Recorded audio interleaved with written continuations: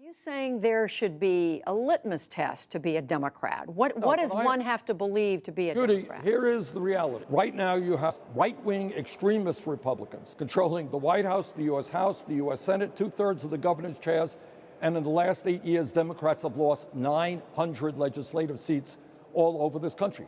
That is a failed approach. So in my view, the Democrats need to do several things. Number one, Democrats need to become a 50-state party. You can't have a great party on the West Coast and the East Coast. You need to have a party in all 50 states. That is not the case right now. And that's why I've been running around the country to Republican states to galvanize people to get involved in the political process. Second of all, you need a Democratic Party which is a grassroots party, which makes decisions from the bottom on up, not just from the top on down. In my view, it is not a question of Trump having won the election, it's a question of Democrats having lost the election. Democrats need a strong progressive agenda, which says to the working class, we are going to stand and fight for you. We're going to raise the minimum wage, pay equity for women. We're going to rebuild the infrastructure. We're going to guarantee health care to all people as a right. We're going to make public colleges and universities tuition free. We understand that there's enormous pain in this country. We're going to stand with working people. We're going to take on the billionaire class.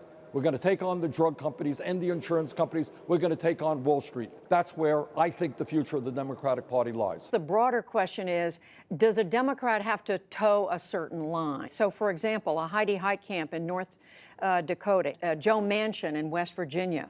Are these Democrats you consider under the tent that you'd like to see, under the umbrella of the Democratic? Go ahead. Those decisions are going to be made by the people in North Dakota, where I think Heidi is quite popular, be made by the people in West Virginia. It is not my job to tell the people in 435 congressional districts or in 50 states who they should be supporting. What a grassroots party is about is people getting excited, getting involved in the local political process, saying, we want her to run for office, we want him to run for office, and we're going to get involved and make sure that he or she win. That's what I think the future of the Democratic Party is, not a few people in Washington saying, sorry, no good, or that's okay. So you're saying it's all right with you that the Democratic Party has elected members who, for example, disagree with you on trade, who may disagree with you on the corporate tax rate, on issues like abortion. Right. Look, you know, between you and me, Judy, I would love it if everybody in America agreed with me on every issue.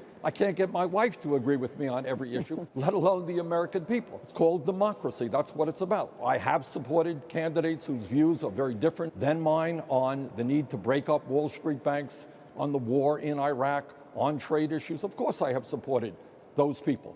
My hope is we're going to see more and more strong progressives running for office. That decision is going to be made by people in 50 states and 435 congressional districts.